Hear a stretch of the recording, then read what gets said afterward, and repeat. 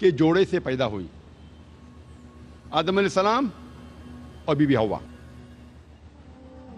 ان مذاہب میں سے ایک مذہب مانتا ہے کہ صرف عورت یعنی کہ بیوی حوا انسانیت گناہ میں پیدا ہونے کے لیے ذمہ دار ہے۔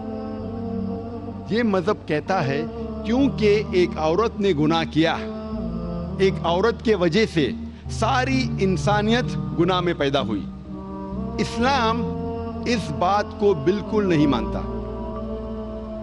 اسلام میں آدم علیہ السلام اور بیوی حوا دونوں کو یکساں ذمہ دار ٹھہرایا گیا ہے، اور کئی جگہ قرآن مجید میں اس کا ذکر آتا ہے۔ مثال کے طور پہ سورہ اعراف میں سورہ نمبر 7 آیت نمبر 19 سے 27 تک تقریباً 1 درجن سے زیادہ ٹائم، 12 سے زیادہ وقت دونوں کو خطاب کیا گیا ہے، آدم علیہ السلام اور بیوی حوا۔ اور یہاں کہا گیا ہے کہ دونوں نے اللہ سبحانہ و تعالیٰ کی بات نہیں مانی، دونوں نے اس کے بعد معافی مانگی اور اللہ سبحانہ و تعالیٰ نے دونوں کو معاف کیا۔ قرآن مجید کے مطابق دونوں کو یکساں ذمہ دار، دونوں کو یکساں قصوروار ٹھہرایا گیا ہے۔ قرآن مجید میں ایک بھی آیت نہیں ہے جس میں کہیں بھی صرف بیوی حوا کو قصوروار ٹھہرایا گیا ہے، لیکن قرآن مجید میں ایک آیت ہے جس میں صرف آدم علیہ السلام کا ذکر ہے۔ وہ سورہ طٰہٰ سورہ نمبر 20 آیت نمبر 121 میں جہاں کہا گیا ہے کہ آدم علیہ السلام نے اللہ سبحانہ و تعالیٰ کا کہنا نہیں مانا۔ لیکن جب قرآن مجید کی ساری آیتیں پڑھتے ہیں ہمیں پتہ چلتا ہے کہ دونوں یکساں قصوروار ہیں۔ اور کچھ غیر اسلامک مذہب ہے جو یہ کہتے ہیں کہ اس کے وجہ سے اللہ سبحانہ و تعالیٰ نے عورتوں پر لعنت بھیجی، اور عورتیں تکلیف سے بچے جنیں گی، یہ ان کے لیے ایک سزا ہے، کیونکہ عورت نے اللہ کا کہنا نہیں مانا، اسی لیے عورت کے اوپر لعنت ہے، اور وہ تکلیف کے ساتھ بچوں کو جنیں گی اور اپنے شوہر کی غلام بنیں گی۔ اسلام اس بات کو بالکل نہیں مانتا، بلکہ قرآن مجید میں حمل کے وجہ سے عورت کے رتبے کو اٹھا دیا گیا ہے۔ اللہ تعالیٰ فرماتے ہیں سورہ نساء میں سورہ نمبر 4 آیت نمبر 1 میں، عزت کرو اس کوکھ کی جس نے تمہیں جنم دیا۔ اللہ تعالیٰ فرماتے ہیں سورہ لقمان میں سورہ نمبر 31 آیت نمبر 14 میں کہ ہم نے انسانوں سے کہا ہے کہ اپنے والدین کی عزت کرے، اپنے والدین سے اچھا برتاؤ کرے، اور تمہاری ماں نے تمہیں تکلیف کے ساتھ جنم دیا، تکلیف کے ساتھ اپنی کوکھ میں رکھا اور تکلیف کے ساتھ آپ کو جنم دیا۔ اللہ تعالیٰ پیغام کو دہراتے ہیں سورہ اعراف میں سورہ نمبر 46 آیت نمبر 15 میں، جس میں کہا گیا ہے کہ اے انسانوں، اپنے والدین کی عزت کرو، ان کے ساتھ اچھا برتاؤ کرو، اور تمہاری ماں نے تکلیف کے ساتھ تمہیں جنم دیا، اور تمہاری ماں نے 2 سال تک تمہاری پرورش کی پیدا ہونے کے بعد۔ اس کے اندر ویننگ کا ذکر ہے، میں نے آپ کو دودھ پلائی۔ یہاں اللہ سبحانہ و تعالی خواتین کا رتبہ حمل کے وجہ سے اور اونچا کرتا ہے۔ اور اکثر آپ دیکھیں گے میڈیا میں اسلام کے بارے میں غلط فہمیاں جو میڈیا پھیلا رہی ہے، اس میں ہمیشہ میڈیا یہ کہتی ہے کہ اسلام خواتین کو اپنے حقوق نہیں دیتا اور اسلام خواتین کو ذلیل کرتا ہے۔ یہ سمے نہیں ہے یہ الزام کو دور کرنے کا۔ اور اس موضوع پہ میں نے تقریر کی تھی لاسٹ کانفرنس میں انگریزی میں، وومنز رائٹس ان اسلام، اسلام میں خواتین کے حقوق۔ اگر وہ آپ تقریر دیکھیں گے تقریباً 1.5 سے 2 گھنٹے کی ہے، اس میں صاف طریقے سے ظاہر کیا گیا ہے کہ الحمدللہ اسلام میں عورت اور مرد کا رتبہ یکساں ہے۔ اسلام میں عورت اور مرد کا درجہ ایک ہے، لیکن درجہ ایک ہونے کا یہ مطلب نہیں کہ سب چیزوں میں وہ یکساں ہے. Equality does not mean identicality. پوری طور پہ اگر آپ جانچ پڑتال کریں گے تو پتہ چلے گا کہ عورت اور مرد کا رتبہ جو ہے وہ برابر ہے. اللہ سبحانہ و تعالیٰ نے رتبہ دونوں کا ایک رکھا ہے, لیکن ان کی ذمہ داری علیحدہ ہے. ڈپینڈنگ اپون دا سائیکولوجیکل میک اپ, بایولوجیکل میک اپ, فزیولوجیکل میک اپ, مرد اور عورت کی ذمہ داری علیحدہ ہے, لیکن اوور آل بوتھ ایکول. میں ایک مثال آپ کو پیش کروں گا جس سے آپ کو سمجھ میں آئے گا میں کیا کہنا چاہتا ہوں.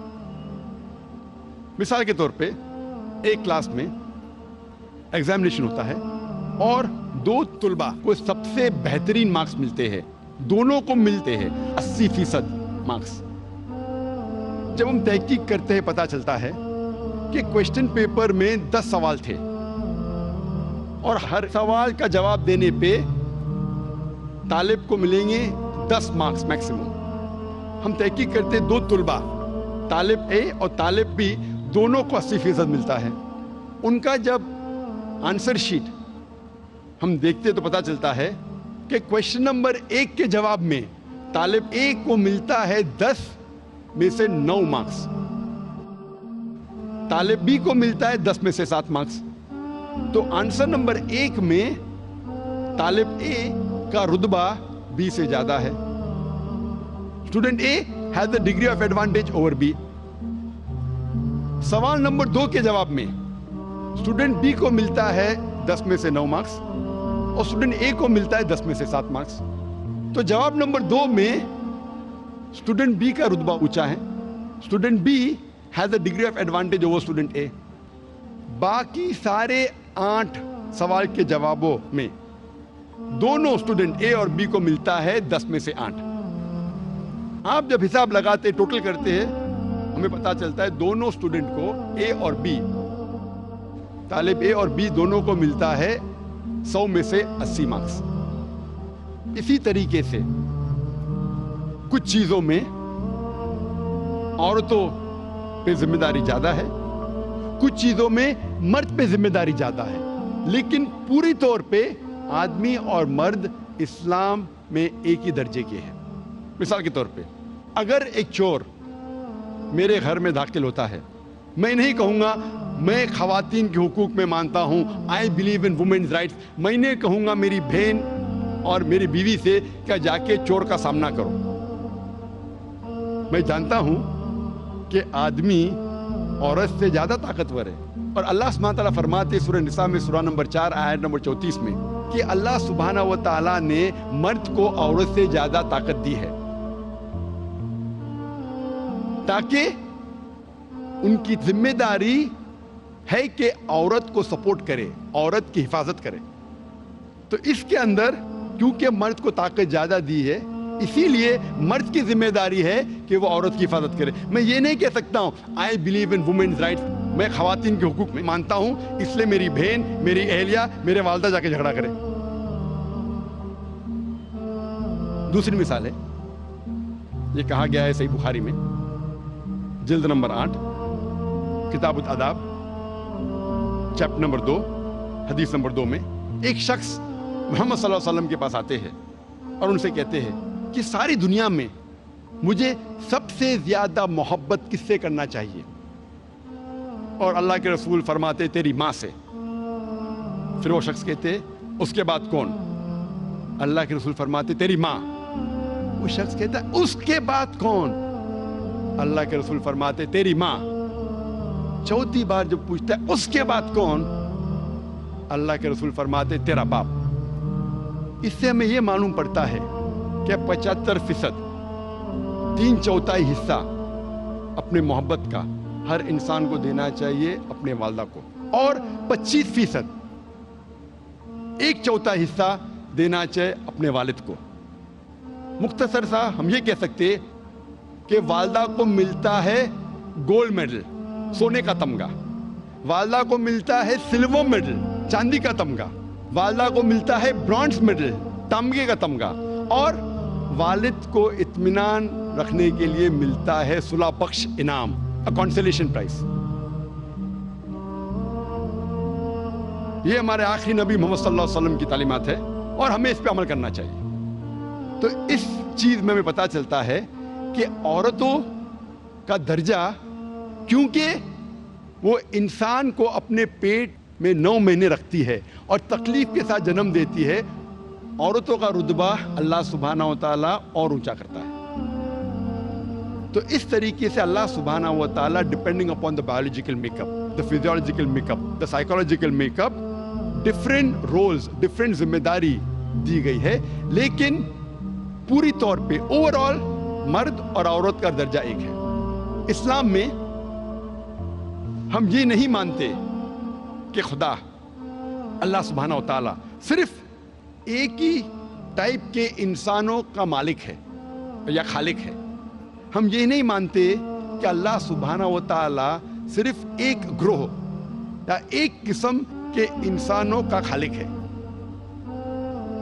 ہم یہ مانتے ہیں کہ اللہ سبحانہ و تعالیٰ سارے انسانوں کا خالق ہے.